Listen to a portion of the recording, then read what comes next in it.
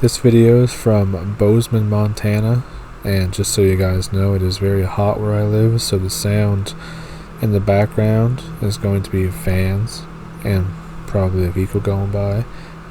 But yeah, just letting y'all know that this is not going to be a professional video by any stretch of the imagination. I used to visit Grandpa up outside of Bozeman in the winters. Grandpa is this tiny little old frail man, but he's hardy as hell. He used to take us snowshoeing out in the mountains and carry most of the gear in a sled he pulled behind him. It was pretty cold up there. Your snot would be frozen before it left your nose. The times he did convince us to go out, we ended up staying in ice caves that Grandpa had carved into the snowbanks earlier that winter. It got dark really early, and of course no campfires because of ice and snow everywhere. One year we're out there camping with Grandpa, and he's really on edge the whole trip. We don't ask him why, because we're stupid kids and don't think it matters. Random outbursts, yelling at us for not knowing how to tie a knot right, as well as yelling at us for not keeping up with his insane pace. He stopped hiking about 2 o'clock, nightfall isn't for another 3.5 hours. Me and my brother exchange WTF looks with each other. We look around for this ice cave that we're supposed to find, but there isn't one. Hey Grandpa, where are we camping? Grandpa's nowhere to be found. Can't find his footprints, which is strange because snowshoes leave enormous footprints that you can't miss. So we backtrack and re-follow the trail to where we were earlier, and the footprints just end right where we and my brother were when my grandpa told us to stop for the day. After a lot of deliberation, we decide to head back, following our tracks back to the main road, where we somehow flag down a car and maybe get help to go find our grandpa. We hike about an hour back the way we came. We suddenly hear a voice. "Where the hell have you kids been?" It's Grandpa, and he's pissed. He says he was hiking along, and the next time he turned around we weren't there. Says our footprints just ended about 100 paces from wherever he was when we realized we were gone. We tell him something similar happened to us, and that we just got back from 2 miles. We just got back from 2 miles ahead of us on the trail. Suddenly, he goes into a wild animal hyper-alert mode. He stops talking, his eyes scanning the forest around us, head pivoting side to side, trying to see everywhere at once. I get freaked out, and my brother starts crying. Grandpa won't respond when we ask him what's wrong. He's just quietly muttering incoherently to himself. After what seems like forever, Grandpa starts moving again. He simply says, "Follow me," and we do. We're too scared to argue, but he's going in a third direction. Example, not where we came from, not where we were originally going or headed. We are hiking all close together, literally stepping on each other's feet, and we can't hold hands because of ski poles, but we would have if we could have. Eventually we emerge in a clearing. I recognize it as a lake, but you never know it in the winter. Everything is frozen solid. We get out on the ice and walk all the way to the middle of the lake before we stop. Grandpa tells us to get out our parkas. We're going to be staying here for a while. I ask him what's happening, and he doesn't answer. He gets out binoculars and starts to scan the shoreline. It's a pretty huge lake, so without binoculars, neither me or my brother could really see anything besides distant trees on the shore. At this point, Grandpa puts the binoculars down, unpacks a fairly large caliber revolver and holster, and puts it on his hip. He then picks up the binoculars and points them in the same direction he was looking just a minute ago. Me and my brother both look in that direction. I can barely see something moving around. No, a couple of things. Various sizes, too. They're all hanging on the bank. None of them leaves the thick brush surrounding the lake or venture out onto the ice. After a few minutes, Grandpa silently hands me the binoculars. When I look at the movement on the shore, I almost shit my pants. There are 3 animals. 2 are what I can only assume to be wolves. Maybe coyotes, but I don't think so. The bodies are just too long, almost snake-like. The third animal is some sort of all-white thing standing on 2 legs. The more I look at it, the stranger it seems. At first, I took it to be a bear just standing there on its hind legs. Then, it starts walking and pacing around, really, and the legs are just too long and slender to be a bear's.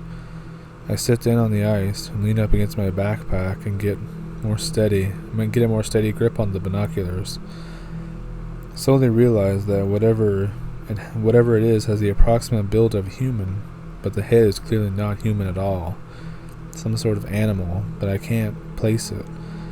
I ask Grandpa what the hell I'm looking at, and my brother snatches the binoculars away. When he sees it, he labels it a bear man and wants to take a few shots at it. Grandpa says natives used to dress up in animal furs in order to blend in with the animals they were hunting.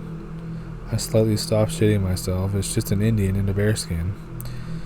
It says Indian in the story, but I'll try to make it say native, because where I'm from, we just call them natives. It's just a native in a bearskin. And he has 2 dogs that look like wolves, and they're following us but are afraid of ice. I start shitting my pants all over again as I realize this is about 100 times weirder than a real bear man. It's starting to get dark, and we're still out there on the ice. We're all watching this native bear man, whatever it is, and his dogs, or wolves, slowly wandering along the coastline, clearly avoiding the ice, but clearly trying to get out onto it somehow. Every once in a while, they'll change direction as though they were pacing back and forth. In the time I have the binoculars, I see the thing and his dogs, or wolves, motionless and staring directly at us many times. No one breaks the silence for a long time. When it gets too dark to see anything on the shore, Grandpa relaxes and puts down the binoculars and actually starts to make camp as though nothing had happened. Of course, we don't have a tent, but we do have sleeping bags and bivy bags to keep the blowing snow off them and the wind off all our faces. Me and my brother look at him like he's crazy. We're just going to sleep out here? He nods. I say something like, "What about that guy? Holy shit, he's right over there." It doesn't matter. We spend the long night in that exact spot. The next morning, we can't locate any animals or bearmen after 45 minutes of scanning the trees or in the lake. My grandpa deems it safe enough to head back by now, and since he knows the woods so well, we take a different route back to the main road, and then we took to get here. After 1 mile, he's doubling back, staring at the mountaintops and measuring angles between them with his arms. I'm convinced he's lost. In the next moment, several things happen all at once. With no warning, a huge moose gallops out of the seemingly thin air and almost crushes my brother. Managing to push him to the ground, Grandpa collapses for an unknown reason. The 3 of us form a triangle. In the middle is a slender person covered in all white fur, like a polar bear with a weird bear head or maybe a mask, but it looks pretty damn lifelike.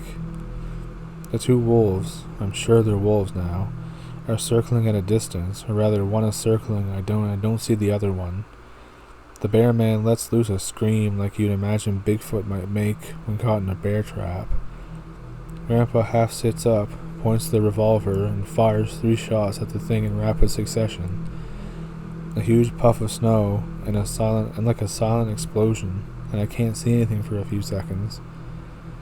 Now a second moose goes hurtling through. After it's all gone and the snow has settled down, the bear man is gone too. No traces of blood to be found. Can still see one wolf pretty far away, but it's still circling. We proceed to book it out of the woods, taking the shortest and most direct route off the mountain. I think that Grandpa isn't really sure about where he's going, but nobody gives a shit. We have to keep moving. Still think I see the wolf out of the edge of my vision, several hundred feet through the trees. Maybe it's both of them. We eventually do get back to Grandpa's car. Turns out he did know where he was going. It's covered in fresh snowfall since we left it there. There's a 10-inch paw prints all the fuck over it, and none around it. Nope. We clean off the snow and see that there are dents in the hood, like hail fell on it, but they're right under where the paw prints were. Nope again. On the drive home, we all swear to never speak of this to Grandma or to my mom. We have to swerve out of the way of a huge roadkill, almost drive off the road, stopped just in time. The thing in the road is a huge mound of fur with no distinct animal-like forms. No head, no legs, no tail, blood everywhere. It looks like a giant skin thrown over a giant mound of flesh. It moves. We speed off and peel the fuck out, drive home 30 miles per hour over the speed limit, and we never look back.